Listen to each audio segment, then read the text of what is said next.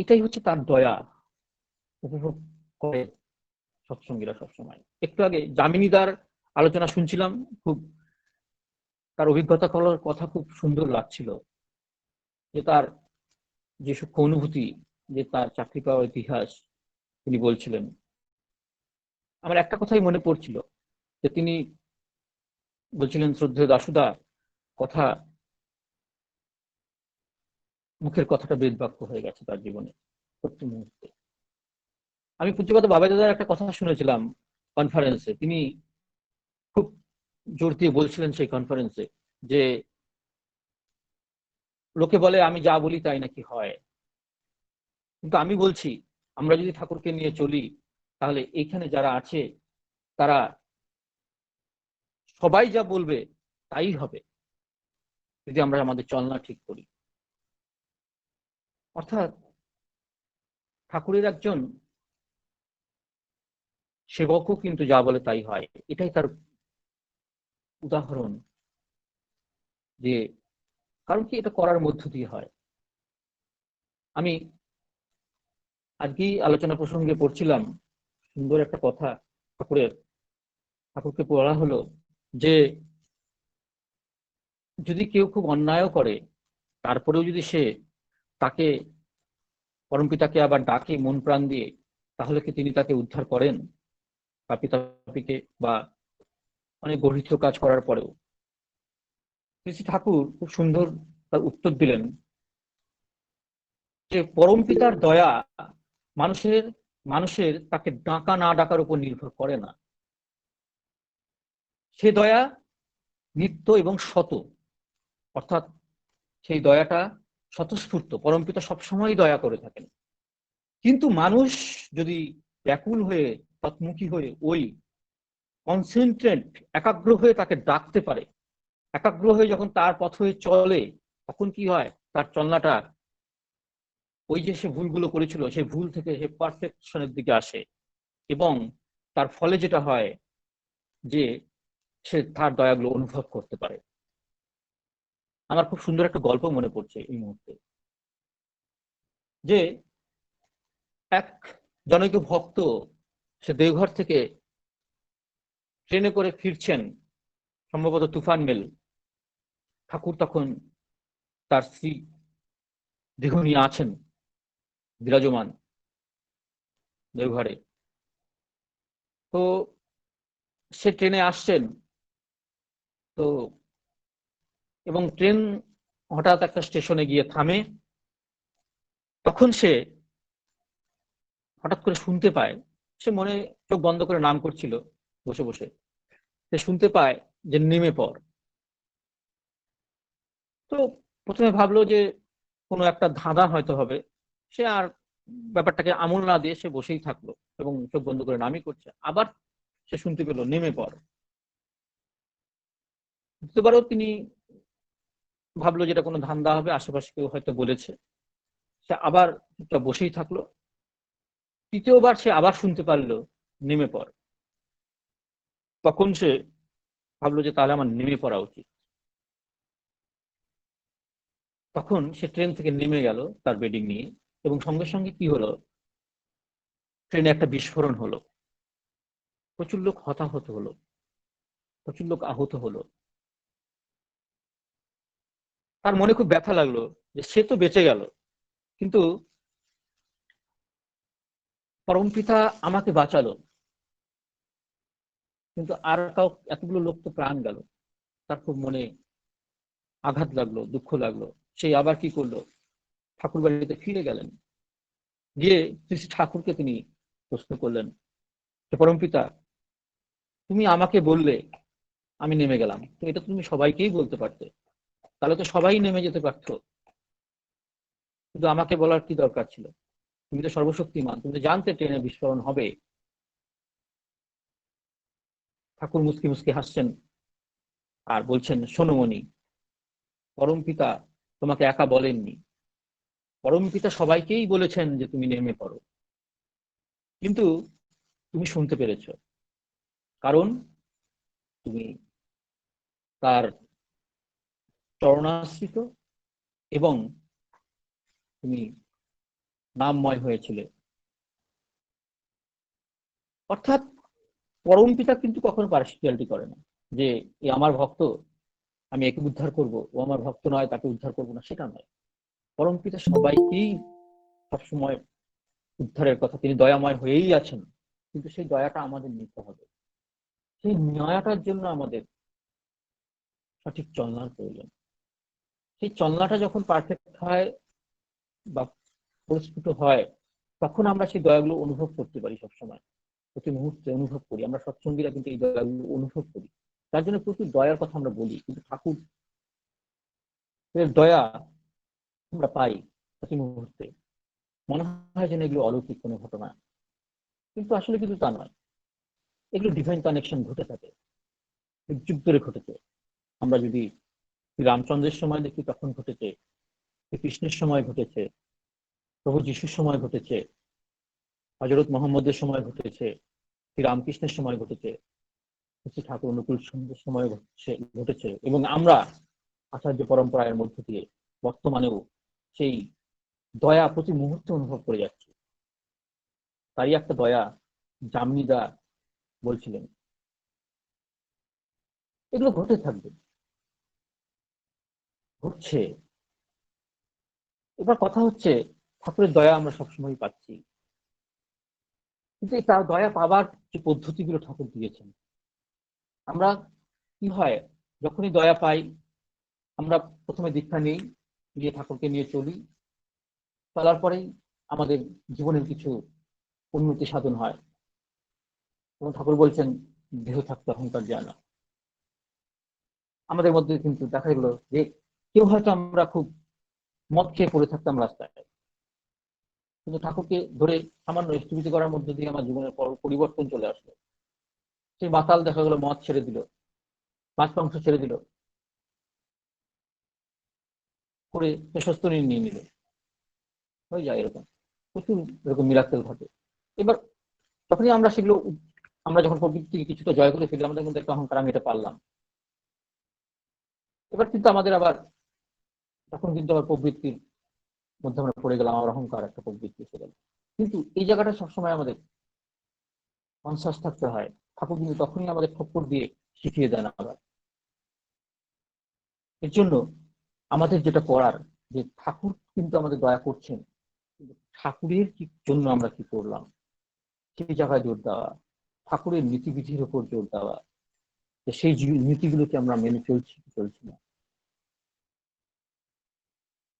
সেই জায়গাগুলোকে। কারণ তিনি আমার সব চাওয়াগুলো পূরণ করছেন, কিন্তু তার চাওয়াগুলো কিন্তু আমি অ্যাভয়েড করে যাচ্ছি। সেগুলোকে আমাদের গুরুত্ব দিতে হবে, যে ঠাকুর কি বললেন। ঠাকুরের মূল ফিলোসফিটাই দাঁড়িয়ে আছে কিন্তু দীক্ষা, শিক্ষা এবং বিবাহের উপরে।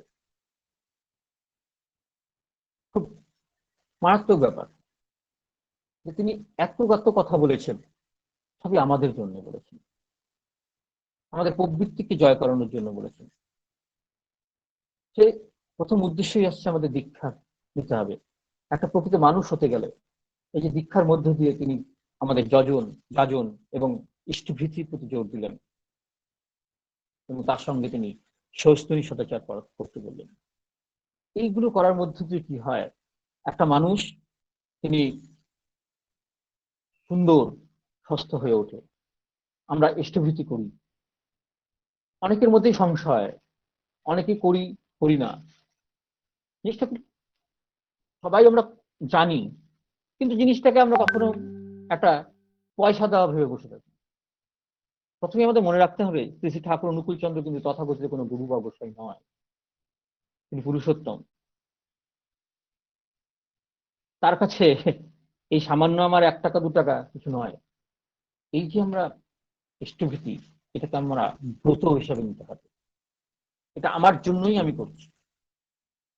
এই ইষ্টভীতিকে যদি আমরা ঠিক মতন করতে পারি, পরিচয় জীবনে কাটায় কাটায় করতে পারি, এবং 30 দিনে পাঠাতে পারি, এই ব্রতটাকে গ্রহণ করতে পারি ঠিক মতন, তাহলে কিন্তু আমার জীবনে পরিবর্তন ঘটবেই ঘটবে, কিচ্ছু করার নেই। আমি প্রচুর উদাহরণ দেখেছি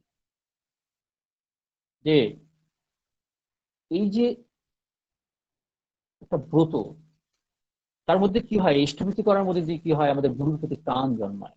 যেমন আমরা সৎসঙ্গীরা এত দৌড়াই কেন ঠাকুরকে নিয়ে, এত পাগলামি করি কেন ঠাকুরকে নিয়ে?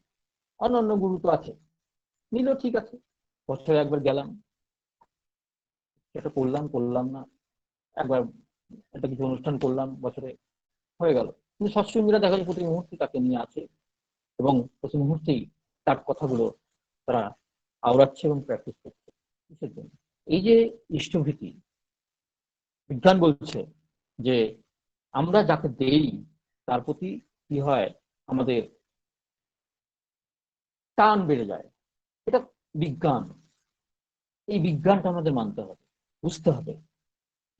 স্বাভাবিক আমরা দেখি যে বাচ্চা কাচ্চাকে তার মা অনেক যত্ন করে, ফলে কি হয়, মা বাবা কখনো ছেলে পেলেকে ছাড়তে পারে না। কিন্তু ছেলে পেলে দেখা গেলো একটু বড় হয়ে একটা বিয়ে করলো, একটা ভালো চাকরি হয়ে গেল, ছেড়ে দেয়। কারণ কি, তার বাবা মার প্রতি করা নেই। এই যে সায়েন্সটা নর্মাল হয়ে, যদি আমরা দেখি একটা কুকুর প্রতিদিন, ঘেউ কুকুর আমার বাড়ির সামনেই আসে, যে ওটাকে যদি দুটো বিস্কুট দেওয়া যায়, দুদিন দেওয়ার পরে 3 দিন যদি ওটাকে কেউ একটা ঢিল মারে, তখন বলি ওকে মারছিস কেন? অর্থাৎ তার প্রতি একটা ভালোবাসা জন্মায়। অর্থাৎ আমরা যে ঠাকুরকে দিই দেওয়ার প্রতি কি হয়, ঠাকুরের প্রতি আমাদের একটা ভালোবাসা জন্মায়। আর সেই ভালোবাসা যখন জন্মায় তখন কি হয়, তার কথাগুলো আমার অমৃত সমান লাগে। আর না হলে কি হবে, কথাগুলো আমার বাইন্ডিংস মনে হবে। ঠাকুর বললেন সুবিবাহ করার কথা, এগুলো কি এখনকার দিনে মানা যায়? এগুলো কি এখনকার দিনে চলে? ঠাকুর বললেন এইভাবে চলতে হবে স্বামী স্ত্রীতে, এগুলো কি আর এখন হয়? ঠাকুর বললেন এটা করতে হবে, আমার মনে হবে এটা কি সম্ভব? কিন্তু যখন আমি ইষ্টভীতি করবো, তার প্রতি টান থাকবে, তখন আমার কাছে দেখা যাবে এই জিনিসগুলো ভালো লাগতে শুরু করবে। নিরামিষ খেতে তখন আমার কষ্ট হবে না, তখন মনে হবে পরম পিতা চান নিয়ে আমি খাই না, পরম পিতা চান নিয়ে আমি উল্টো পাল্টা চলবো না, পরম পিতা চান নিয়ে আমি ঠিক ঠিক বিয়ে করবো, ঠিক ঠিক সন্তান প্রতিপালন করবো, ঠিক ঠিক আমি আমার বিজনেসে যে আমি লোক ঠকাবো না, আমি যদি ডক্টর হই আমি রুগীকে মারবো না, আমি যদি ইঞ্জিনিয়ার হই আমি ব্রিজে ভেজাল দেবো না। এই জিনিসগুলো কিন্তু তৈরি হবে যখন তার প্রতি ভালোবাসা তৈরি হবে তখন। তার আগে কিন্তু সম্ভব না। তার আগে কিন্তু ওগুলো সব নিয়ম থাকবে। আর যখন নিয়ম থাকবে যতক্ষণ, ততক্ষণ সেগুলো আমরা আমাদের জীবনে বাস্তবায়িত করতে পারবো না, আমাদের কষ্ট হবে। এই তো বাইরে গেলাম, এতদিন সারাদিন না খেয়ে আছি, এই সব নিরামিষ খাওয়া কি সম্ভব? কোথায় যাব, কি কোন পরিবেশে পড়বো, মেয়ে হলে কোথায় বিয়ে হবে, অনেক কিছু সিস্টেমের মধ্যে আমরা পড়ে যাই। কিন্তু যখন আনকন্ডিশনাল থাকে জিনিসটা, যখন ওই তার প্রতি ভালোবাসা হয়ে যায়, তখন কিন্তু আর এই সমস্যাটা হয় না। তার জন্য মনে রাখতে হবে আমাদের ইষ্টভূতিটা একটা ব্রত, এবং সেটা করার মধ্যে যে ঠাকুর বলেছেন যে অকাল জমভূতি পর্যন্ত পেতে যায়। এটাকে বলেছেন মেঘনাথের নিকুম্ভলা যজ্ঞ। আমাদের গ্রামে গঞ্জে এই জিনিসটাকে কিন্তু বোঝাতে হবে। এটা যদি আমাদের মধ্যে একদম পারফেক্ট হয়ে যায় একবার, তখন আমাদের প্রত্যেকটা মানুষ ঠিক ঠিক হবে। বাবা দাদা আচার্যদের যে যেভাবে বলছেন সেভাবে আমাদেরকে জীবনটাকে গঠন করতে হবে। আমাদের সব থেকে মজার ব্যাপার হচ্ছে আমাদের একটা জীবন্ত আদর্শ রয়েছে। জীবন্ত আদর্শ থাকলে কি হয়, আমাদের প্রত্যেকটা চলনা কি হয়, আমরা অনুসরণ করে চলতে পারি, সুন্দর হয়ে উঠতে পারি, সেই দেখাগুলো আমরা দেখতে পাই। আমাদের কিন্তু সেই সুযোগ রয়েছে। খুব মজার, আমার মনে পড়ছে একটা খুব ঘটনা।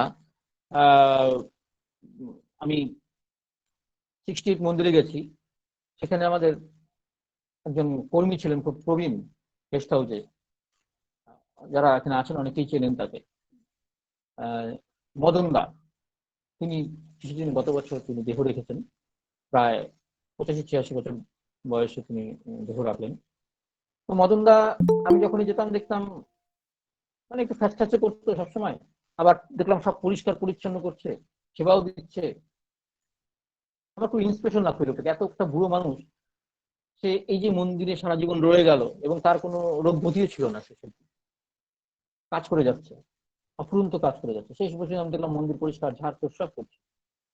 তা কথা প্রসঙ্গ হচ্ছে, একদিন হট করে মদনদাকে বললাম যে মদনদা বলছে তিনি ঠাকুরকে দেখেছিলেন। কে একজন বললেন মদনদা ঠাকুরকে দেখেছেন, কারণ সেই সময় ঠাকুরকে দেখেছেন, বড়দাকে দেখেছেন, দাদাকে বাবা দাদাকে দেখছেন।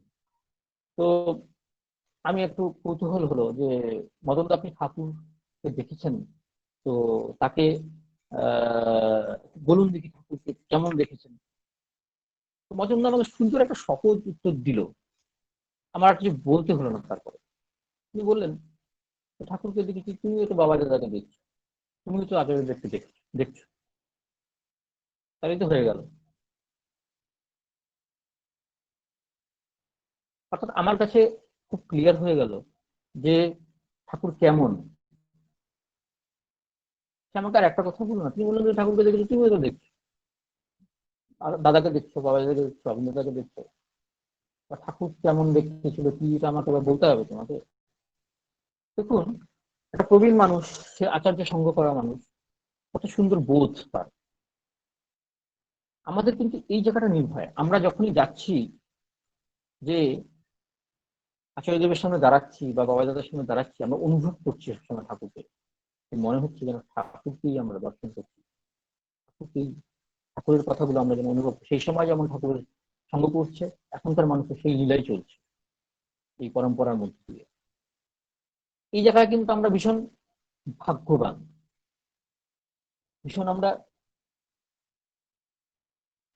আশাবান এই জায়গাতে, যে আমাদের গাইড থেকে যাচ্ছে সবসময়। আর এই জীবন্ত আদর্শটি যখন আমাদের অবিচল টান থাকবে, তখন আমরা এই দেওঘর যাওয়া বাড়াবো, আচার্য কেন্দ্রিকতা বাড়বো, তখন আমাদের জীবনের অন্যান্য সমস্যাগুলো অটোমেটিক্যালি সমাধান হয়ে যাবে। এই দীক্ষা নেওয়ার মধ্য দিয়ে কিন্তু এইগুলো হয়।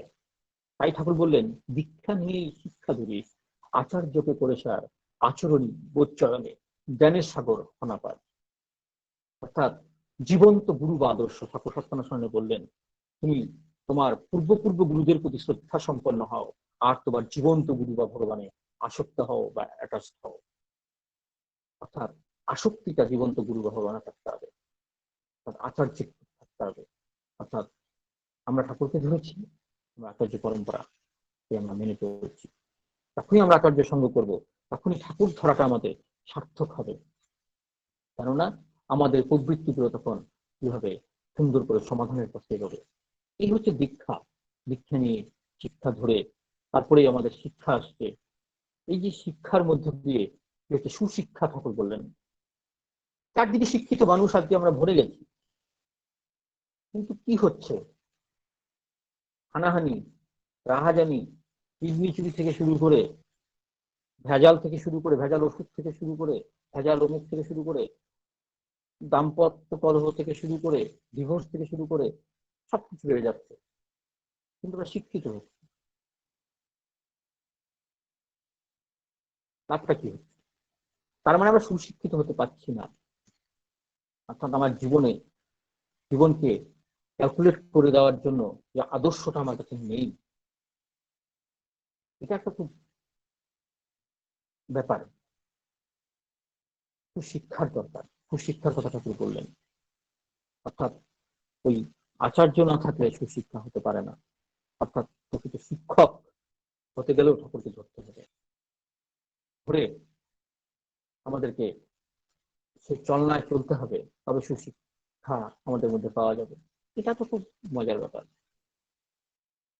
এবং তারপরে যে মূল বিষয়টা আসছে ঠাকুরের দর্শনের, সেটা হচ্ছে বিবাহ, সুবিবাহের কথা আসছে। এই জায়গাটা খুব একটা গুরুত্বপূর্ণ ব্যাপার। এই জায়গাটায় এখন আর রাগ ঢাকের জায়গা নেই। এতদিন আমরা মানে অনেক রেখে রেখে বলেছি, কিন্তু এখন আর রাগ ঢাকার জায়গা নেই। কারণ যে জায়গায় পৌঁছে গেছে আমাদের সমাজ, অর্থাৎ সেই জায়গাতে এখন কিন্তু দরকার সুজননের।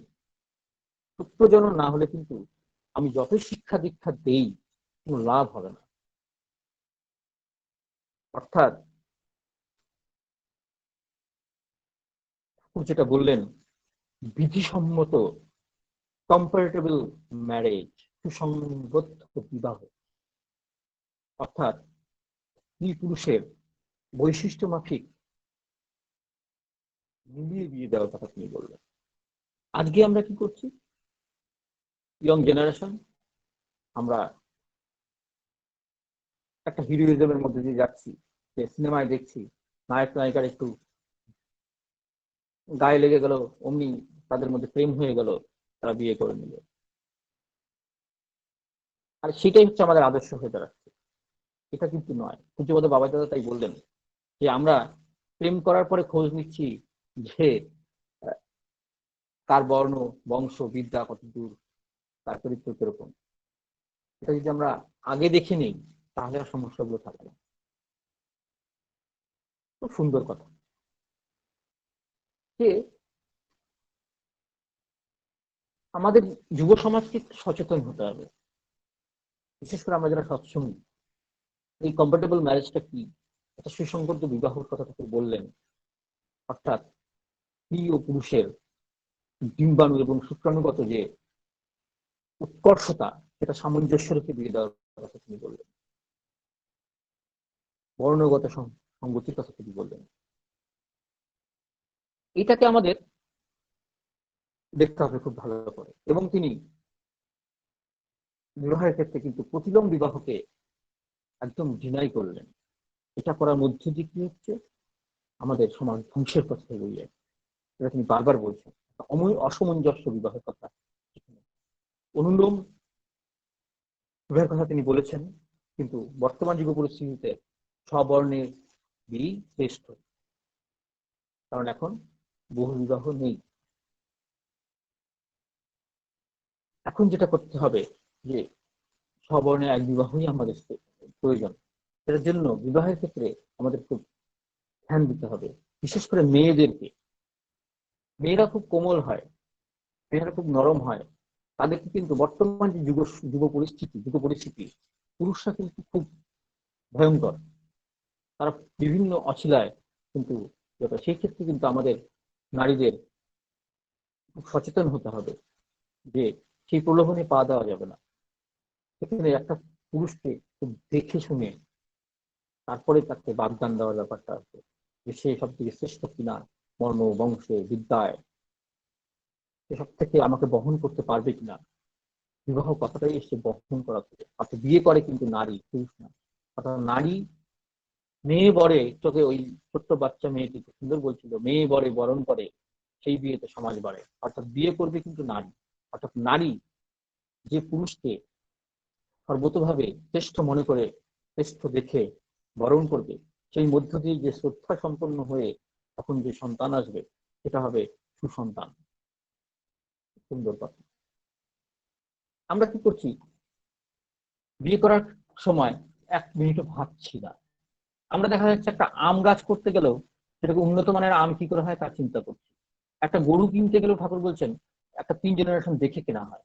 কিন্তু একটা বিয়ের ক্ষেত্রে দেখা যাচ্ছে আজকালকার ছেলেমেয়েরা 3 জেনারেশন কেন, মানে এক পুরুষও দেখে না। এই জায়গাটা ভয়ঙ্কর ব্যাপার হয়ে দাঁড়িয়েছে।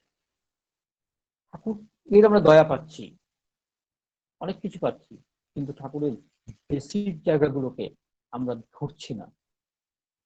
তারপরে কি হচ্ছে, আমরা আমাদের যে দুর্গতিটা, হঠাৎ আমরা বলছি আমরা এরকম কেন হলো, ঠাকুর ধরে চললাম, আমার এরকম হয়ে গেল। আরে বাবা, আমি তো মানিনি, ঠাকুর ধরে চলেছি ঠিক আছে, কিন্তু আমি তো ঠাকুরের বিধিগুলো মানিনি। আমি মেনেছি, মানছি না। দেখুন, আমরা নারী নীতি বই দেখছি, নারী নীতি আমরা ভাবি শুধুমাত্র হয়তো মেয়েদের জন্যই, কিন্তু নারী নীতির মধ্যে পুরুষের যত দুর্বলতা ওখানে দেওয়া আছে,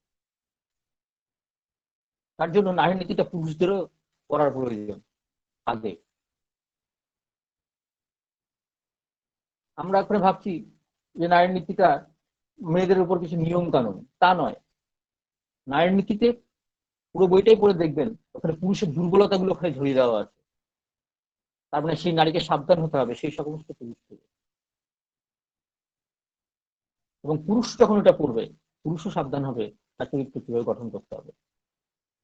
এবং নারী যদি নিজে সঠিকভাবে বরণ করে, তখন দেখা যাবে অযোগ্য পুরুষদের বিয়ে হচ্ছে না, অর্থাৎ অটোমেটিক সুসন্তান পৃথিবীতে আসবে, বাধ্য হবে আসতে। ঠাকুর এই ফর্মুলাটার কথাই বলেছেন, আমাদেরকে সেই জায়গাটায় ধরতে হবে। আমি একটা গল্প এর আগে বলেছিলাম, আজকে বলছি। মনে পড়ছে সুন্দর গল্পটা, যে আমরা এই যে আচার্য থাকলে কি হয়, সঠিক ব্যাপারটা কি হয়। একদিন আমি পূজ্যপাদ বাবাজিদের কাছে দাঁড়িয়েছিলাম, তখন আমি মাস্টার ডিগ্রি কমপ্লিট হয়েছে, মনে বয়সটা আরো কম। তখন একদিন ওরকম বাবাজিরা তখন ক্যান্টিনে বসতেন, তো ওখানেই আছি আমি। তো এক মা তার মেয়েকে নিয়ে এসছেন, এসে দাদাকে প্রণাম করে নিবেদন করছেন আর কি, যে মেয়েটি একটি ছেলেকে ভালোবাসে, তাদের বর্ণ বংশে ঠাকুরের বিবাহ সংস্কারে কোনো অসুবিধে নেই, এটাই বলছেন তারা। তো কিন্তু ছেলেটি বেকার, ছেলেটি বেকার থাকার জন্য তার মেয়ের বাবা এবং ছেলের বাড়ি থেকে রাজি হচ্ছে না বিয়ের জন্য। এই কথাটি মেয়েকে নিয়ে এসছেন তার মা বা পূজ্যপাদ বাবাই দাদাকে নিবেদন করলেন। পূজ্যপাদ বাবাই দাদা তার সুন্দর মুচকি হাসি দিয়ে বলছেন যে যদি গোছানো ভালোবাসা হয় তাহলে আমার কোনো আপত্তি নেই, আর যদি অগোছানো ভালোবাসা হয় তাহলে আমার আপত্তি আছে। তুমি যখন বলছো ঠাকুরের বিবাহ সংস্কার অসুবিধা নেই, তাহলে তুমি তাকে গ্রহণ করতে পারো। তুমি সেই ছেলেকে বোঝাও, ছেলেকে বলো নিজের পায়ে দাঁড়াতে, এবং ছেলেকে তার বাড়িতে বলো বোঝাতে, আর তুমি তোমার বাড়িতে তোমার বাবাকে বোঝাও। এবার যতদিন ছেলে নিজের পায়ে না দাঁড়ায় ততদিন তুমি অপেক্ষা করো, এবং ততদিন পর্যন্ত যদি তোমার তার প্রতি সমপরিমাণ ভালোবাসা থাকে তাহলে তুমি তাকে গ্রহণ করতে পারো। দেখুন কি অদ্ভুত সমাধান, অদ্ভুত। কারণ কি, ওর 2 বছর বা 3 বছর ছেলেটা দাঁড়াতে দাঁড়াতে ওর মন কিন্তু বিক্ষিপ্ত হয়ে যেতে পারে, তাকে ভাবার সময় দিলেন। অর্থাৎ কত পারফেক্ট একটা ডিসিশন, এটা কিন্তু জীবন্ত আচার্য আছে বলে আমরা পাচ্ছি। প্রতি মুহূর্তে আমাদের যে কোনো সমস্যাতে কিন্তু আমরা পাচ্ছি, সেখানেই কিন্তু আমাদের নির্ভয় নির্ভয় ভাবে আমরা থাকতে পারছি। আমাদের এই জায়গাগুলো খুব কনসাস হতে হবে। তাদের সঙ্গ যদি আমরা করি, আমরা যদি দেওঘর খুব বেশি করে যাই, আমরা যদি তাদের সঙ্গে সবসময় কাছে থাকার চেষ্টা করি, তখন কি হয়, এগুলো আমাদের মধ্যে জেনারেট করে, এই জিনিসগুলো আমাদের মধ্যে খুব সুন্দরভাবে ক্রিয়া করতে থাকে, যে তিনি কি চাইছেন, তিনি কি বলছেন। এখন কি হয়, আমরা অর্ধেকটা নেই না,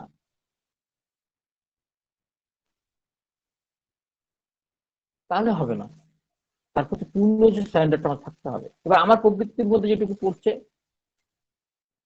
আমার যখন আর্থিক সংকট, তখন আমি তার ওই নিয়মগুলো মেনে নিচ্ছি, বা তার তখন আমি মেনে নিচ্ছি। যখন আমি অসুস্থ হচ্ছি তখন আমি নিরামিষ খেয়ে নিচ্ছি। আবার যখন আমার প্রবৃত্তির কারণ হচ্ছে তখন আমার এই জায়গাটা মানছি না। অর্থাৎ সকালে ঠাকুর অনুকূল চন্দ্র আমার কাছে ভগবান থাকছে, আবার বিকালবেলায় প্রশ্ন চিহ্ন যাচ্ছে, তুমি কি সত্যি ভগবান? এই প্রশ্নটা থাকলে হবে না।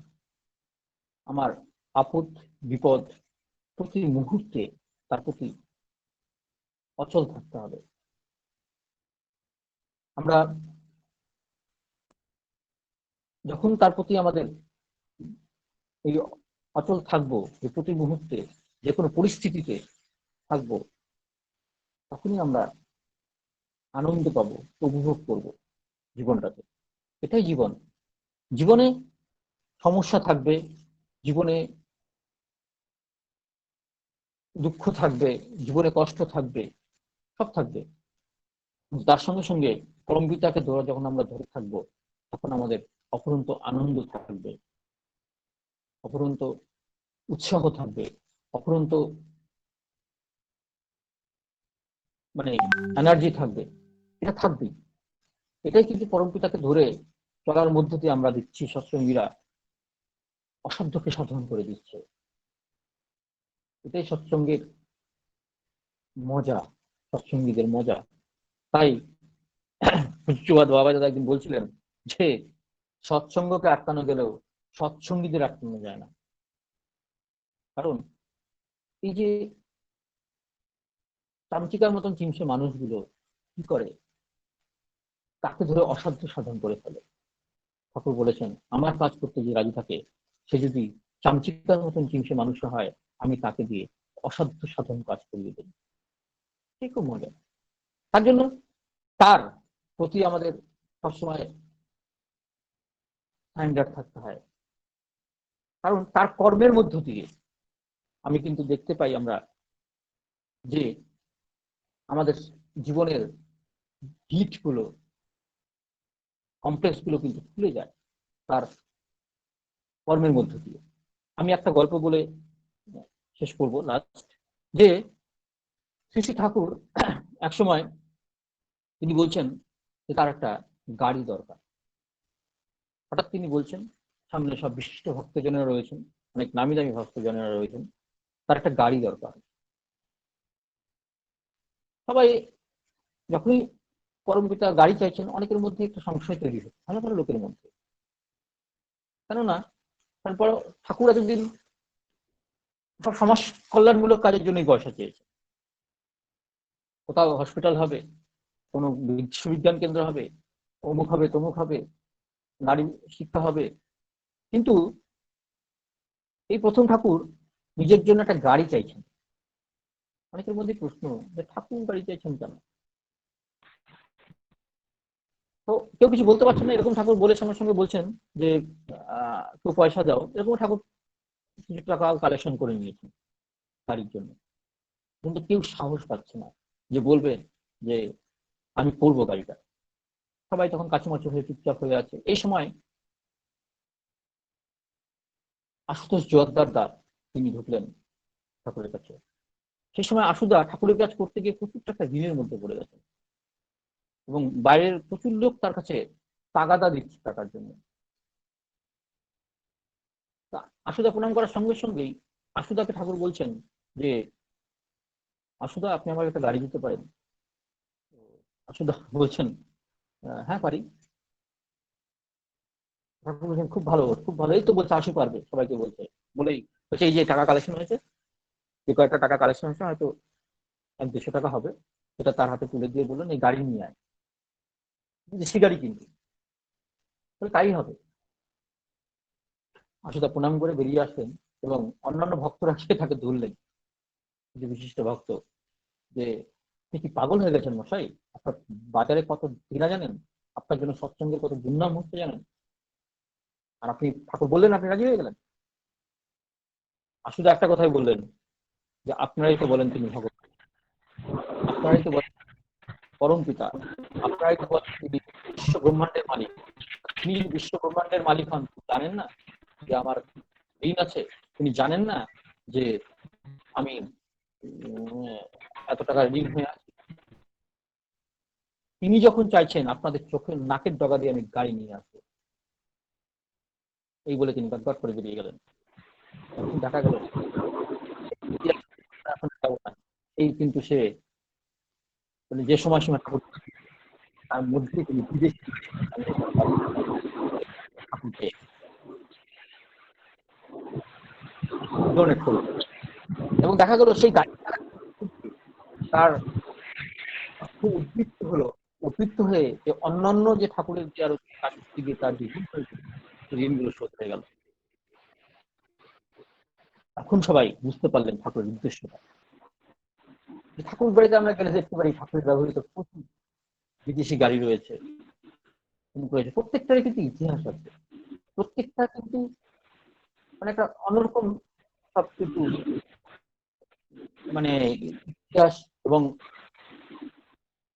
সেগুলো কিন্তু অনেক শিক্ষণীয় ব্যাপার রয়েছে। তাহলে পরম পিতার কিন্তু এইসবের কোনো প্রয়োজন নেই। তিনি আমার করার মধ্য দিয়ে আমাদেরকে উদ্ধার করেছেন প্রতি মুহূর্তে, এবং বর্তমানেও তিনি তাই করে যাচ্ছেন। সেই লীলা আমরা অনুভব করছি আচার্য পরম্পরার মধ্য দিয়ে। যাই হোক, আমি আমার আলোচনা দীর্ঘায়িত করছি না। আমাদের উদ্দেশ্য পরমপিতার কাছে প্রার্থনা, আমরা যেন সঠিক ভাবে আমরা তার পথ ধরে সুন্দর হয়ে চলে আমরা যেন তাকে প্রতিষ্ঠা করতে পারি।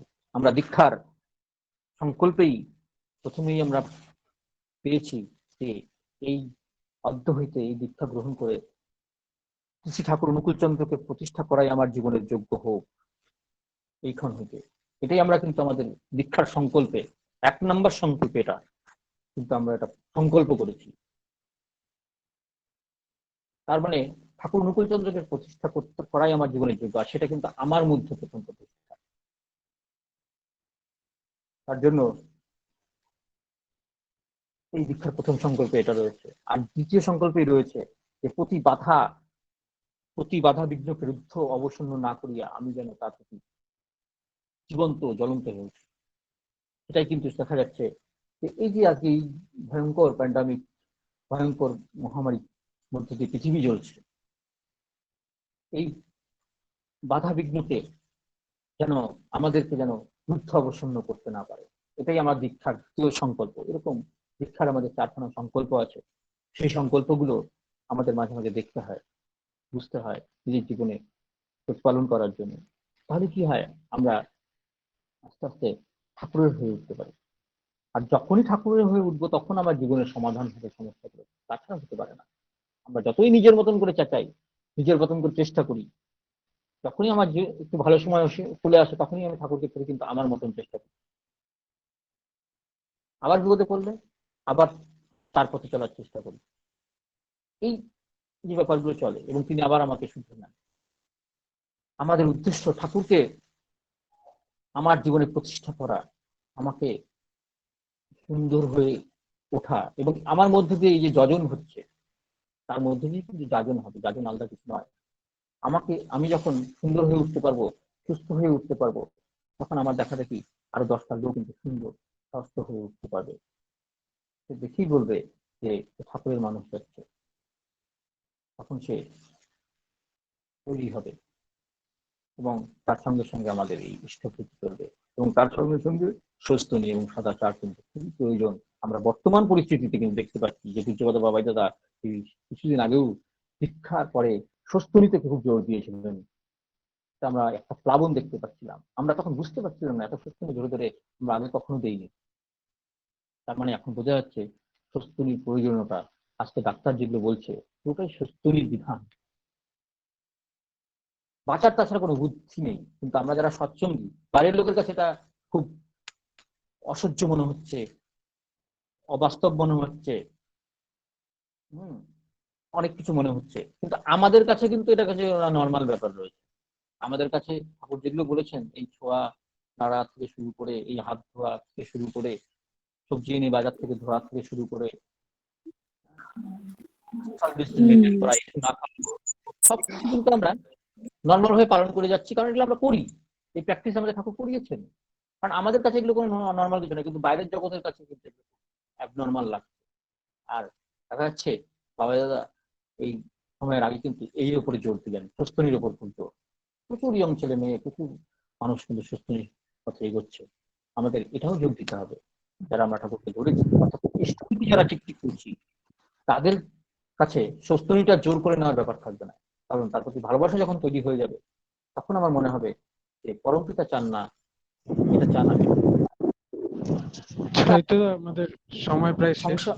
সংশয় থাকে, তার মানে আমার ইষ্টভৃতিটা ঠিকঠাক হচ্ছে, সেই জায়গায় করতে হবে, ইষ্টভৃতিকে একদম কাটায় কাটায় করতে হবে, এবং যে পদ্ধতিতে তিনি পাঠাতে বলেছেন, যে পদ্ধতিতে জমা দিতে বলেছেন, যে পদ্ধতিতে তিনি উন্নত বলেছেন, সেই পদ্ধতি মেনটেন করতে হবে। এই ব্রতটাকে আমাদের একদম মনস্তব্ধ করে করতে হবে। তাহলে কি হবে, আমরা অনেক সুন্দর হয়ে উঠবো, সুস্থ হয়ে উঠবো, আমরা সুস্থ পৃথিবী জন্ম দিতে পারবো। যাই হোক, সময় সমাপ্ত হয়ে এসছে প্রায়। আর আমার ভুল ত্রুটি হলে আপনারা ক্ষমা করবেন নিজ গুণে। আমি এই বলেই আমার জয় গুরু শিলাদিত্য বাবা, জয় গুরু। জয় গুরু।